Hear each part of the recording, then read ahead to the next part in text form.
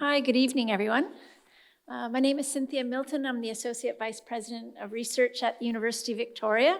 I started during COVID, so there's some new faces here. I'm going to introduce Chris Kennedy before he gives his talk, but I just want to see, is there anyone in the audience who does not know who Chris is?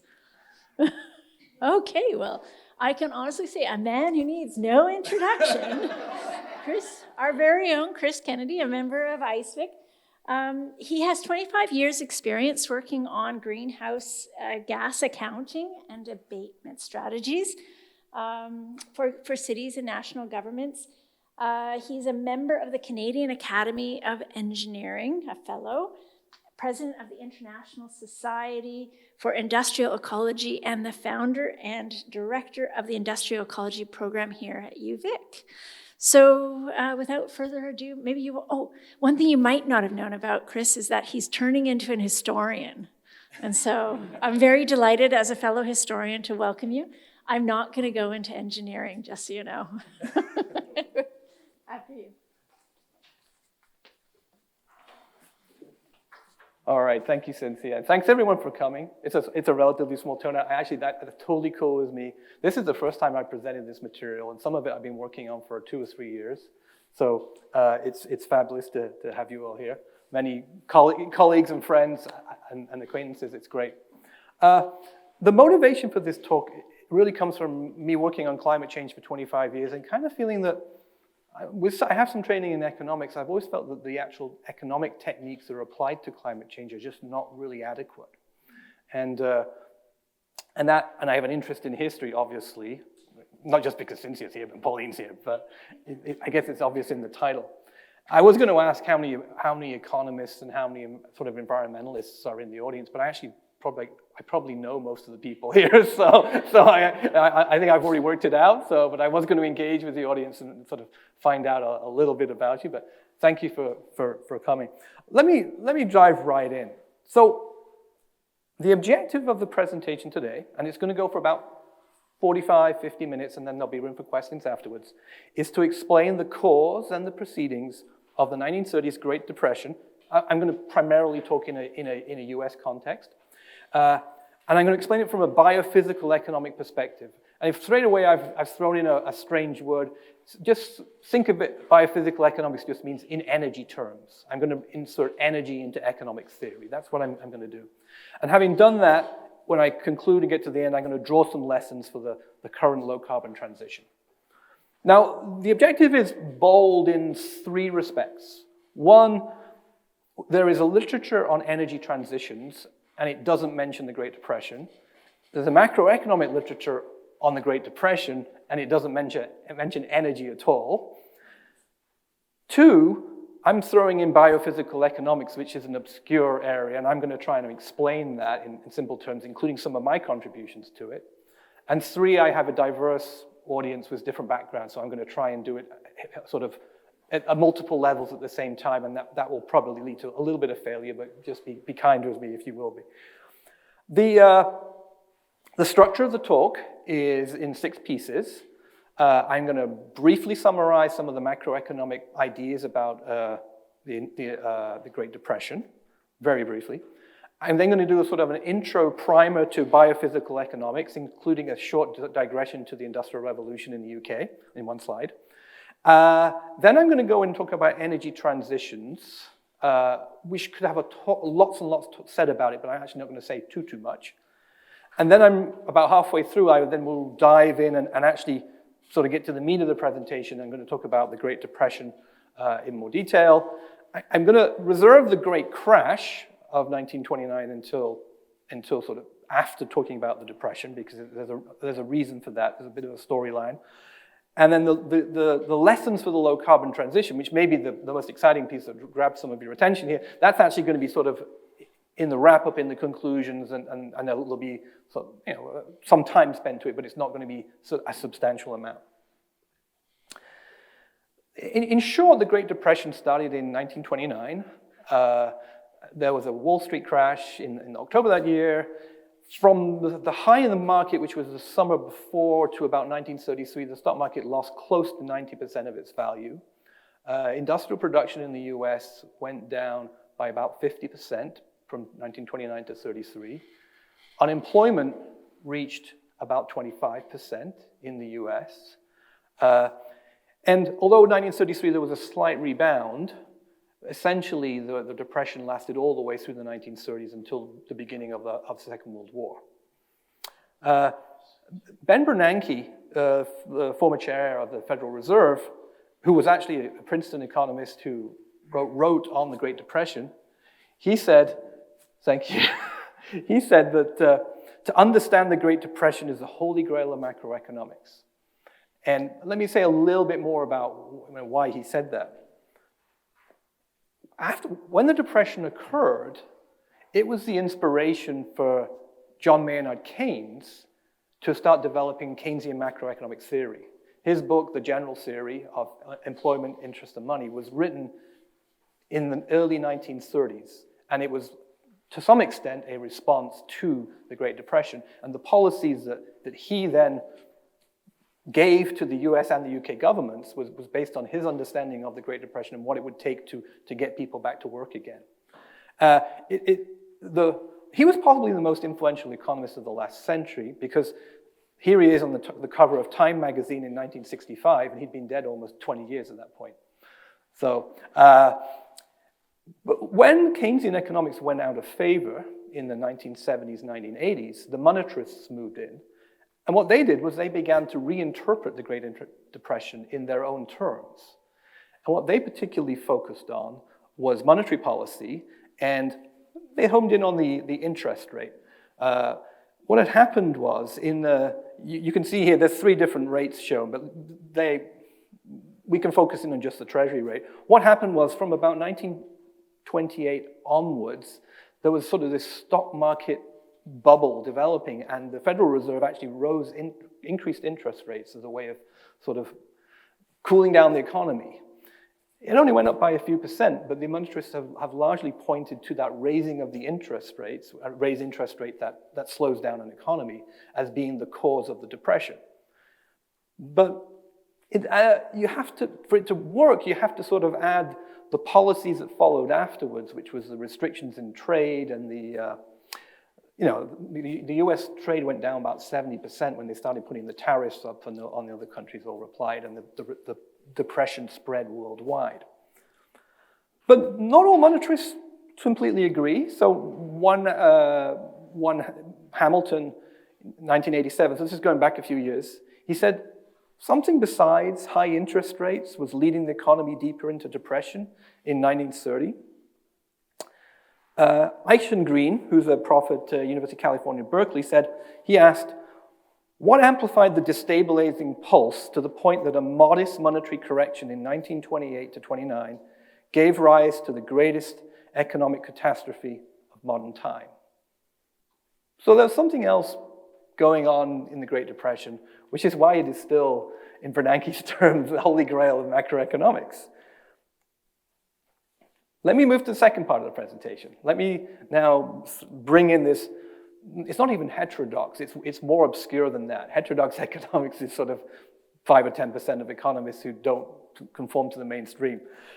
Georgescu Rajan is a place to start in introducing biophysical economics. He was a mainstream economist. He was Romanian. He'd done a postdoc at Harvard with Leontief and Schumpeter. And he'd gone back to Romania just before the Second World War, and then he became a professor at Vanderbilt University. In the early 1970s, he had this sort of idea that suddenly he thought thermodynamics was important to the way that economies functions. Right? And he wrote a book on it called The Entropy Law and Economic Process, which is actually a really, really difficult book to read, and I wouldn't recommend it at all, because the ideas were not developed enough. But the essence of what he was trying to say is that economies are subject to the laws of physics. I think that's what he said. I don't know whether he explicitly said it. But he inspired a lot of people afterwards. Some of you, if you're of an environmental bent, you'll be familiar with Herman Daly. And Herman Daly was Georgescu Rajan's only PhD student. So that was his influence. So I'm going to There are others that have talked about biophysical economics. I'm going to show you a bit of my interpretation of it, but I'm certainly not going to cover the whole spectrum.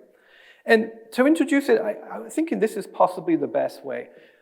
We're in a relatively modern theater here today, or lecture hall, but if we were in an old-fashioned theater hall, if you imagine that, you would just grab down the back of the seat in front of you and pick up those binoculars that you have to look down on the stage, right? So if you look down through your binoculars at the stage, and you can look at me or you can look at the boarded screen, it doesn't matter, you see these two circles.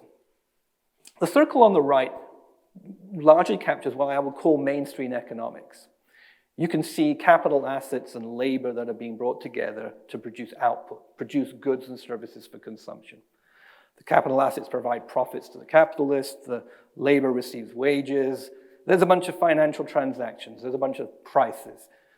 Although labor can be expressed in people terms, everything's largely in that right circle is expressed in terms of dollars and cents. There's a coherent financial system. There's a system of national accounts. There are systems of accounting. The world of economists is in the right lens. In the left lens is the physical world. There are energy and materials that are abstracted from the physical world that go in to make those capital assets. There's still labor, but this is a labor of blood, sweat, and tears. There's output produced. But this is where you buy your groceries in the vegetable store. This is where you throw a log on the fire, where you recharge your electric car or pump gas into your car. This is the physical economy that you're in. This is where humanity draws upon ecosystem services. It produces greenhouse gas emissions, and it's impacted by the climate responding. Now, the real world actually has both of the two circles at once. Ironically, I have a lazy left eye, so I can't actually look through the left lens. The real world is both at once, but I think the world is actually too complex for us to actually form suitable conceptual models, let alone mathematical models, to actually take it all in at once. And so we simplify things, and in doing so, we lose our ability to capture all the richness of the effects. Energy, in particular, lies outside of the realm of economics. It can only come in through energy prices, but that ignores other characteristics. Let me continue on this theme. Even I will have a very limited conceptual model and will not touch ecosystem services and climate with nearly enough depth in this presentation. So let me move on to a pretty risky slide. I'm going to show you two worldviews. The worldview of physical sciences and the worldview of social sciences. Now, it's pretty risky to put all social sciences together in one worldview. You probably can throw me out now. And even the physical scientists might be a little upset with that too, although they're probably less bothersome, I would imagine. So let me just say these are examples of worldviews that typically economists and social scientists might hold, and the physical scientists must hold. On the right, we have the view of social sciences of how economies grow. There's capital and labor in agricultural context, land, which provides land rents, that are the factors of production that go into producing output. In this, for those who study economics, this is the solo growth model, but it's essentially a basic economic view of the world. When you work in this system, and it's a very coherent system, but when you work in this system, energy is a relatively insignificant sector of the economy. In fact, it's not even called energy, it's called mining, for example. It doesn't show up as much significance. And if, as is necessary in the social sciences, you employ statistical techniques or econometric techniques, because energy is quite small, often it disappears and it doesn't show up. In fact, Solow said something in the 1970s that George Escarajan picked up on, which was, you can essentially get around without any resources in the economy, which we all kind of know isn't true. On the left-hand side, we have a physical sciences view of the same thing. And in the physical sciences, the physics view of the world, energy is king. So energy is at the top of the diagram. You need energy to grow food, you need energy to produce materials. So you need coal to run blast furnaces and produce iron, to produce bricks. And then materials with a bit more energy then go into forming capital, to making that physical capital. That's equipment, structures, and you can say in a modern context, intellectual property products too. But Capital and labor can still come together with energy behind them, and energy can come along too, and eventually you can get output, you can get consumption. So you've got a mirror of the same thing from a different worldview. There's some nuances. The physical scientists wouldn't include capital within output, so they would probably just put consumption there. It's not a well-known model that's on the left-hand side. It's an attempt to show the differences in perspective of why energy gets missed out from the conventional economic perspective. Now, so central to my talk and central to the understanding that I'm going to get to when I get to the Great Depression is the relationship between energy and capital. And as I said, capital, economists talk about capital flows, which is really putting capital in monetary terms. But in my world, I think of capital as being the physical asset, structures, buildings, equipment, intellectual property products. Movie studios that produce movies are forming a form of capital. Software is a form of capital, so in the modern context, but that also requires energy. So the key biophysical economic processes that bring energy into the economy are that, one, that there is energy needed to build capital assets in the economy, and two, once you've built those capital assets, you need energy to run those assets. So we've got a building here, we need to heat and cool the building and put the lights on. So that's energy for using that capital. And then there's a third attribute here, which is some of those assets, those capital assets themselves are used for producing energy. So you need capital and energy to produce the energy in the first place. So there's a feedback process going on there. So was at risk of offending the two historians in the audience? So I'm gonna warm up by nailing the Industrial Revolution in one slide, okay? In cartoon fashion. Apologies for lack of detail, but so here we go. Here's the biophysical economic interpretation of the Industrial Revolution in a UK context. So I'm being a bit like an economist here. I'm going to just divide the economy into four sectors. That's pretty standard. Sometimes it's only two, but we've got four sectors. At the bottom, we've got agriculture. At the top, we've got coal mining. On the left, at my left, yeah, you're the other two. We've got construction and materials. There's a nice construction there for Thomas. When I say construction and materials, that includes the blast furnaces and the production of bricks, the production of iron, the production of materials that go into making capital assets. It also includes the production of machinery as well. So that would be in there too. And on the right, there's that cities picture is actually the formation of cities, but it also includes all the other industry too, which is a much bigger sector. That's a really big sector. There are many things you can talk about in the Industrial Revolution. Obviously, the steam engine was a big part of it, and the most important use of the steam engine is actually on the top of the diagram in the coal mines, because you needed steam engines to draw down the water level in order to get to the coal. So that's where the steam engines come in. Urbanization was a phenomenon of the Industrial Revolution, but I'm actually going to start with agriculture, because beginning of the Industrial Revolution, 1760-ish, there's about 40-45% of people in the UK are working in agriculture. But there's increases in agricultural productivity. So you've got improved machinery, you've got crop rotation, you've got drainage, and that allows you to free up labor. And the labor can go off and work in the other sectors. So we've got some orange arrows here with the labor going off into the three other sectors. The question becomes, well, how many of them go in each of the other sectors?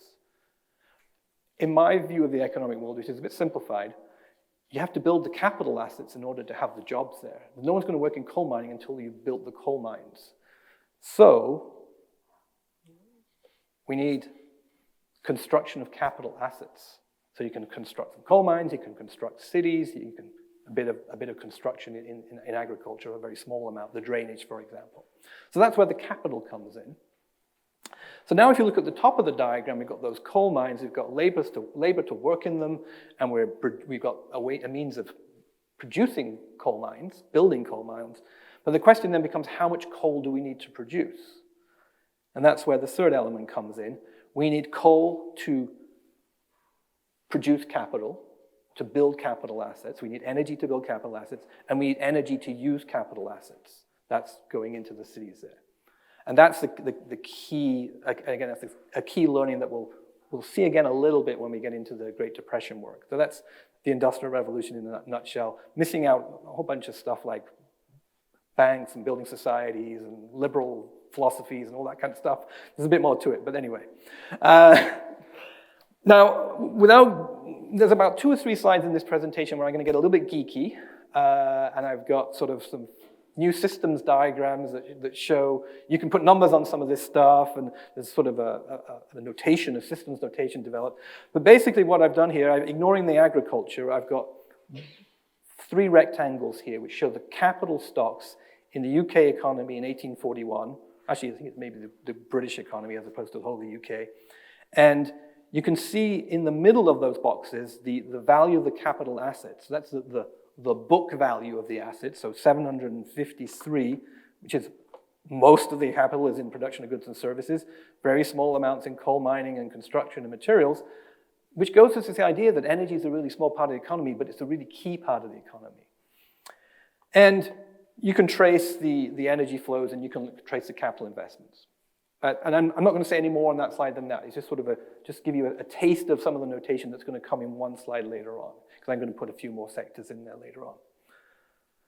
So that's it. That's my kind of warm-up of biophysical economics. You can see I'm just kind of thinking about relationship between capital and energy and economies, how they come together. And now I'm going to fly into energy transitions. And like I said at the start, there's almost like lots and lots to say about energy transitions, and yet in a Great Depression context, there's absolutely very little to say about energy transitions. I mean, there is so much work going on in this university in terms of, there's probably 24 colleagues in the university doing work on energy transitions, probably more than that, several dozen colleagues, right? There's so much work worldwide, people studying energy transitions because energy is the main driver of climate change. I'm going to briefly flag that I've got a new publication coming out using biophysical economic techniques in a modern context, looking at how you build economies, the type of capital investments that are required to decarbonize drastically, avoiding investment in fossil fuel assets.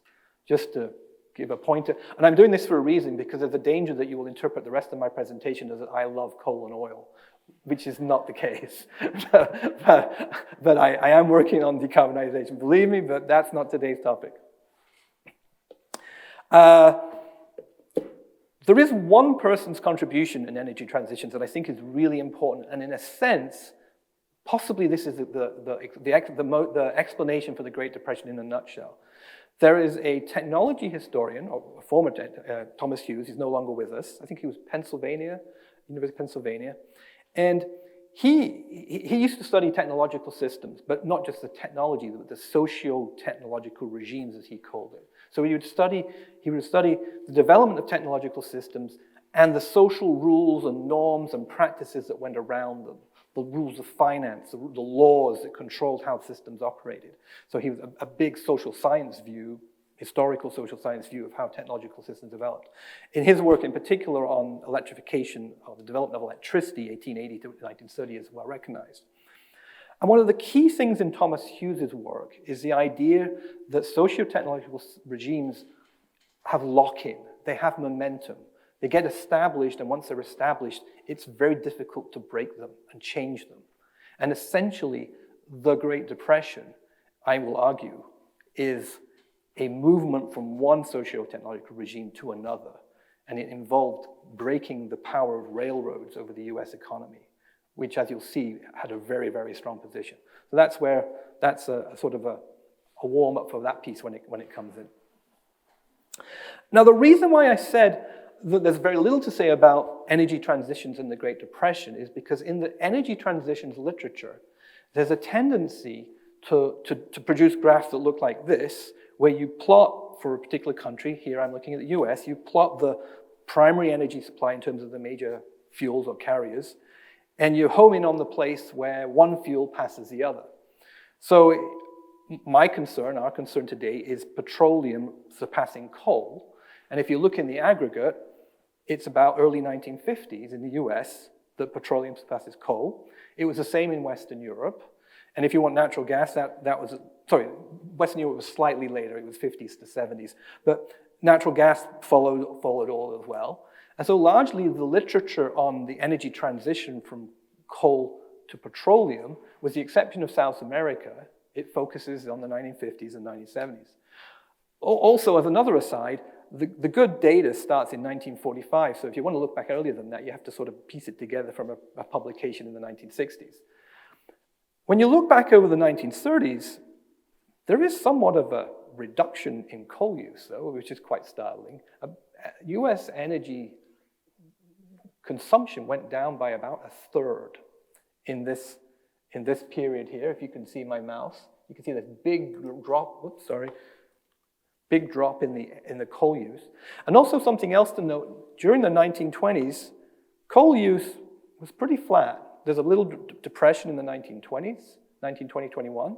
And then after that, coal is almost flat, whereas oil is going up. But you don't see the energy transition in this slide. But you have to realize that coal is a it's a ubiquitous source of energy. It's used for many different purposes. So if we home in on the use of coal and oil in ground transportation, then we get a different story. And this, in a sense, is Exhibit 1. It's taken me about 25 minutes to get to it. But if you look at ground transportation, petroleum was in the increase throughout the 1920s. Coal was on the decline. Coal is being used by the trains. Automobile ownership in the US increased by a factor of 4 over the 1920s. So there's greater use of petroleum in the cars. There's actually a little bit of petroleum being used in the trains in the US Southwest. So in actual fact, although petroleum use surpassed coal use in 1931, energy used by cars didn't actually support motor vehicles, didn't actually pass trains until 1938. Either way, 31 or 38, we were in the Great Depression. So there was an energy transition happening in the Great Depression. That's pretty clear. What I have to do now is explain why that caused the economic effects that it did and dive into this a little bit more. So that's why that's just Exhibit 1. So moving on to the Great Depression, what I'm going to do here is I'm going to talk a little bit about what was going on with coal to explain what happened. And then I'm going to talk a little bit about what was going on with oil. And then I'm going to go back to some of my wicked biophysical economics diagrams, okay? But just one or two, all right? So early in the 1920s, I'm going to talk about the 20s and the 30s, not just the Great Depression, because you need to understand the 1920s in order to understand how the Great Depression occurred. Early in the 1920s, President Hoover, the US president, said it was the bituminous coal industry, which is most of the coal industry. There's also anthracite, which is the black coal, which is a little different but very small. He called it the worst functioning industry in the country. It had many labor strikes. It had a huge number of retailers, and yet monopolists controlling, the railroads controlled a lot of the coal mines. There was a lot of monopoly. There was a lot of fraud. There was a huge number. There was a list of problems. And the list was so big that following a major strike in the early 1920s, the US government set up a coal commission. And it wasn't a commission to investigate this particular small problem with the coal industry. It was like, can you investigate the whole of the coal industry? Because it's problematic. It was fairly low tech. They only got off machinery to replace hand loading by 1930. And it's up against a petroleum industry which is sort of vertically integrated and well managed and growing rapidly with more business sense. There was a gentleman named Edward Devine who was part of the commission but wrote independently of it, a book in 1925. And there's a couple of really important insights from his book that I want to pull out for you. The first one is the coal problem is a railroad problem. The coal industry, to a large extent, was owned by the railroad industry because you needed coal to run railroads, and you also needed to move coal, and it was the railroads that moved coal. So the two were very much intertwined. And he makes this really important observation. He said that during periods of high demand for coal, it's not the availability of coal that stops the delivery of coal, it's the limits in the number of rail cars. So the railroad is a limit to the delivery of coal. It is the limit to the energy supply, the railroad. This is so important, I'm going to show you another slide on it. This time is after the Great Depression. 1942, the US is just entering the Second World War, and they're trying to maximize their industry for the war effort. And Holt Green says, car supply fixes a limit to the general expansion of industry. He goes on to say you could put more energy or more effort into building more cars, but that's taking cars away from something else. So there's sort of an equilibrium that gets developed there. So coal rail cars are a really important part of understanding the Great Depression. And simplify it. It doesn't come into Keynes' theory very much. But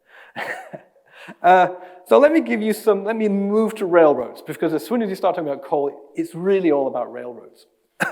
And hence the picture on the flyer at the beginning of the presentation. What I've done in this graph here is, acting like an economist, I've indexed 6 measures of railroad performance. So the number, so tracks operated is obviously in miles, or thousands of miles, but I've indexed it to 100 in 1929. So 1929 is our key year when the crash occurs and the depression starts. So you can see that the tracks operated actually rose. It's actually changed very little. It went up a little bit, maximum value about 1930, and then went down gradually. The locomotives in service were steadily declining. They lost about almost 20% in the 5 years after the crash. Freight trains in service, the gray, which as I've already said is really critical here. If I gave one more year to 1935, it doesn't matter. The number of freight cars in service went down by 20%. So essentially, your ability to deliver coal has just gone down 20% over those 5 years of the Depression, because you need freight cars to deliver coal. Passengers carried, that was the thing that was really destroying the railroad industry. Passengers carried, if you go from 1925, the beginning of this graph, to 1934 at the end of it, it cuts in half. So you've lost 50% of your passengers, and that's a revenue stream. Net income did okay up to 1929. Actually, it was peak year in 1929, but then decreased dramatically after that, and actually went negative in 1932. So that doesn't mean that one railroad was making a negative amount of income. It means the whole industry was making negative income, was losing money in 1932, which was the real depth of the Depression. So railroads were doing poorly in the 20s and then terribly in the 30s. Let's now switch to the other side. Let's talk about the oil-based technologies. In this work, I found a really, for me, an useful publication. So the US Statistical Bureau has statistical abstracts that come out every year, and there was a consistent table that showed biennial data. The title was Investments in Engines, Water Turbines, Tractors, and Locomotives, which I just thought was really neat. All the stuff that mechanical engineers know about and civil engineers don't, but it's all the stuff that moves. I've missed out the water turbines. They weren't actually a very big effect in here. But what you can clearly see in the red here, 1921, 1923, there's relatively large investments in steam locomotives. So that's railway. That's the railway side of things. 100 million, and then later on it's almost up to 180 million. But after that, it largely goes down, the steam locomotives. The tractors are the most remarkable thing here. The tractors, 1921, 23, 25, 27, 29, it's just going up and up until that great crash. And the motor vehicles and the other ICEs, internal combustion engines, the other things running off petroleum, they're surpassing steam locomotives for most years after 1925. What's also interesting, if you think the railroads are under attack from the automobiles, the first commercial air services were starting in the late 1920s. And that's the yellow there. And in 1931, you've got more investment in aircraft than you have in steam trains, which is showing the long distance. I mean, obviously serving a very small, wealthy segment of the market. Now, behind that growth in the petroleum-based technologies was increases in the oil reserves, the discovery of petroleum in the US. And first of all, I apologize because I've got a wicked double y-axis graph here. Let's start with the left side and an orange. What the orange is showing you is the change in reserves, so the amount of new discovery of oil reserves. And you can see there was a bit in 1920, a bit in 21, but 1922 to 24, there wasn't a lot of new oil discovered. In fact, in those early 1920s, the American petroleum geologists said we've only really got 15, 20 years supply at current rates of use. And remember, our rate of use is going up really rapidly. The American Petroleum Institute pushed back in about 1925 and said, no, we've got an infinite supply, which wasn't believed, right? And so it was only towards 1927 there was a good amount of petroleum found. And then 1929, there was a lot of it found, which is kind of important. And you can see that by the orange spike. And then if you look at the blue line is showing you the estimated proven reserve. So you can see that early 1920s, there was a low amount of proven reserve, and then throughout the 1920s, it built up and up, and when it got to 1929, there was a good amount of reserve petroleum found.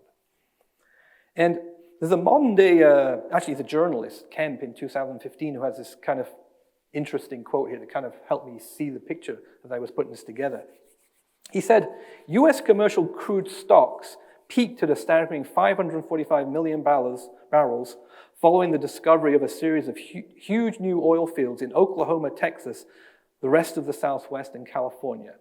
He's talking about oil discoveries in 1929. And actually, he's talking about stocks, above ground stocks. This is the stuff they're storing above ground because they're worried about running out of oil, uncertainty. This is an important slide. We're going to come back to this one a bit later as well. But I did promise you I was going to give you this wicked diagram, okay? So back to my crazy biophysical economics. So if I dive in and I try and apply my sort of analysis of the different capital assets in the US economy, I'm doing it for 1929, I divide the economy into 5 sectors now, and usually I would only do 4. I've got a sector here. This is my energy production sector, including distribution. It's got $25.2 billion worth of assets. This is based on US Bureau of Economic Analysis. It starts its capital stock data handily in 1925, which is just perfect for me. There's an unusual sector here, which I'm not going to explain in too much detail, but this is a sector which is the sector that produces capital assets. Think of it as bulldozers and cranes, Thomas. Right? And then here's my largest sector, which is my sector for producing goods and services for final consumption. It's got over $100 million worth of assets, $1 billion. And then I got my residential sector here. Let's ignore the residential sector. I do show it. It's using a bit of energy and it's got some capital investment. I've pulled out railroads as a separate category because railroads are so central to understanding the Great Depression that you need it to be. But it's a bit artificial to pull out railroads because railroads are part of energy production and distribution. Between 40 and 45% of the mass of material moved by the railroads is coal. And then there's also coke as well, which is refined coal. Railroads are also part of the production of goods and services because 15% of revenues are coming from moving passengers, and you're also moving about a third of the goods that you're moving on a railroad are agricultural products for final demand. Railroads also move iron ore, bricks, cement, all the stuff that goes into making capital. So really, it's a bit artificial to pull it out, but it's important because it's the centerpiece of this jigsaw. Now, don't look at this diagram. Okay, it's a bit wicked. I'm throwing this for a reason. What I want to show is that in the process of doing this, there's a lot more finer detailed method that goes into this. I had to go back to about half a dozen publications from largely US Census Bureau and pulled about 25 to 30 tables together, all that were in obscure units like British thermal units, short tons, long tons, and all sorts of tons, and make them combine together to produce what is called a Sankey diagram. It's an energy flow diagram. It shows the movement of energy through the economy or through the supply system to the end users. And I've also combined capital assets in there too. So there's a lot of wicked, deep, in-depth analysis. It was a good, solid month of work. I can tell you that. But let me give you the bottom line. What did I discover from this work? Here's sort of the emergence now of the importance of railroads in the Great Depression. So 1929, US railroads, that $40 billion was 24% of non-residential capital stock. That's a really huge amount. That's thinking a quarter of, ignore homes, a quarter of the assets in the economy, the book value of assets, is railroads, including urban systems. So it includes your streetcars and those kind of things, right?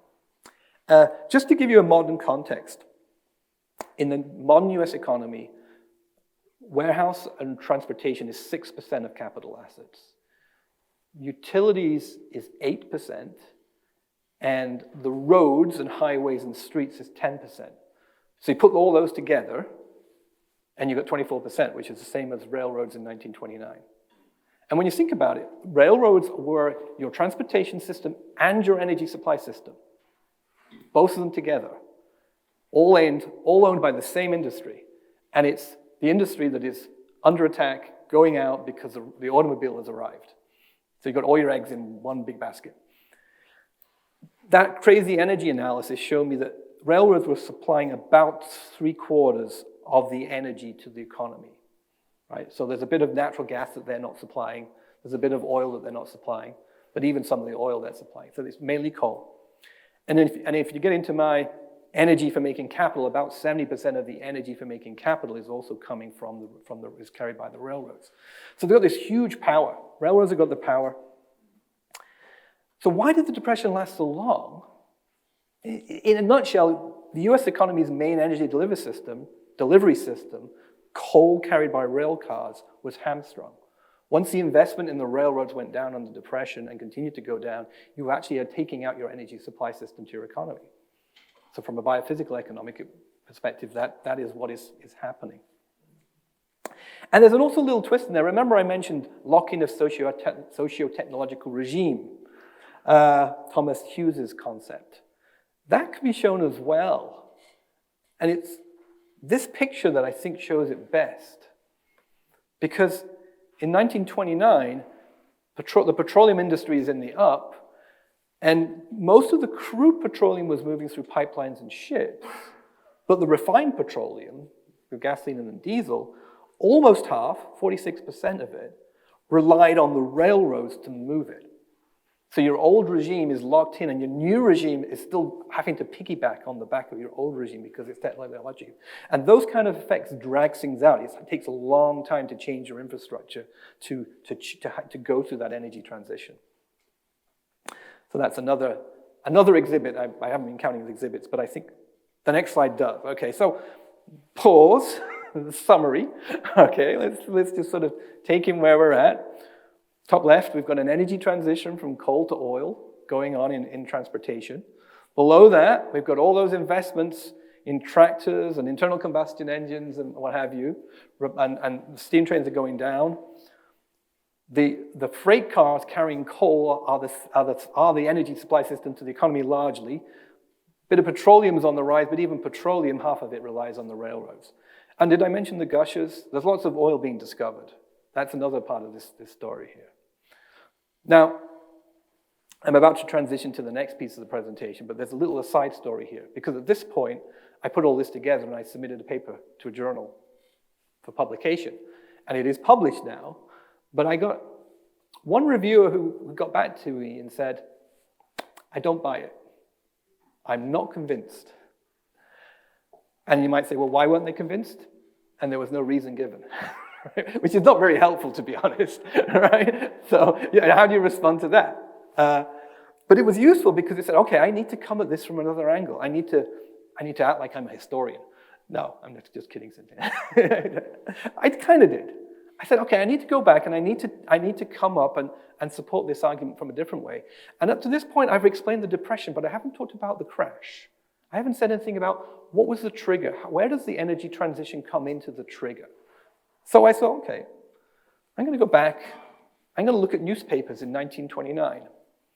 And actually, it's really easy these days because you've got search engines. So I looked at the New York Times. I thought, okay, what can I find with energy transitions, around about the time of the Great Crash? So this is what I found, okay? So this is the New York Times, October the 22nd, 1929. Standard Oil cuts California prices. Reduction 50 to 75 cents of barrel attributed to big overproduction. Remember all that oil that was being found? Well, they got more than they needed. It's important to mention, California is not only a market where they produce a lot of oil, it's second only to New York State in terms of use of oil. Like registration of vehicles is slightly higher in New York than California, but they're pretty equal. And so Standard Oil of California, which is Standard Oil has been broken into its parts, the Monopolist Commission has split it up. They reduce their oil, and it's a bit vague and you have to go through it, but basically there's 4 different categories of oil, and the range of cuts is anywhere between 45% and 65%. So let's just say the price of oil was cut in half on October the 22nd in California. Shell Oil, who was also in that market, they followed Standard Oil's cuts. The next day, October the 23rd, Union Oil of Texas said, we're going to follow those price cuts too. You know what it's like when you buy gas in the crossroads, right? Once one guy turns the prices down, the other guys have to follow, right? So October the 23rd, we've got Union Oil following, and the next day is called Black Thursday, because that's when the crash occurred. So 1 or 2 days after the announcement of the big oil cut in price, you've got this huge loss of stocks in the New York Stock Exchange with final hour record decline, many accounts wiped out. And so I think this is evidence, it fits the overall hypothesis that it's all about a transformation from coal to oil, because you've got a massive cut in the price of oil, which makes coal much, much less competitive against oil, just happening a couple of days before the great crash occurs. And this is, let's just say, this has been rediscovered. This is not in the literature. Now, you could say this is just a coincidence, right? I mean, you could just say, yeah, it just happened to happen that way. It was a coincidence. So if you think it's a coincidence, let me give you another coincidence, okay? So what actually happened after October 24th was that the banks stepped in and they tried to resurrect the market. So there's lots of buying of cheap stocks. And then over the weekend and the Friday, there was a bit of a recovery went on. Monday was not a very good day. There was quite a loss then. Following Tuesday, there's another article in the New York Times. Standard Oil cuts big crude storage. Standard Oil again. Different Standard Oil. This is the New Jersey Standard Oil, right? The other big US market. And this takes a little bit of context and understanding and explaining, but I think it's not 100% watertight, but I think it's significant. Let me just read what the first sentence of the article said. Holding that the future supply of crude oil was no longer an uncertainty, the Standard Oil Company of New Jersey yesterday announced a reversal of a long-established policy of storage of crude oil against a possible shortage. Right? Now remember, during the 1920s, they wasn't sure whether there was enough oil. 1927, they probably could have said, we've got enough now. And in fact, Standard Oil in this article said, we started reducing our amount in 1927, but they didn't tell anyone. And they didn't announce it. And they didn't announce it at the same time as they reversed a long-standing policy. It's one thing to say we got lots of oil. It's another thing to actually say, okay, we're not going to store it anymore. So this is why the storage of oil peaked in October 1929, because Standard Oil said, we don't need to store it anymore, we've got lots of it. So essentially, you could interpret this as saying, as of today, the future of oil is no longer uncertain. And of course, that was on Black Tuesday, the same day, where the real major crash happened, because it was dragged out over a few days, and the market lost $14 billion that day and never recovered, really, for a few years. So that is another coincidence, perhaps.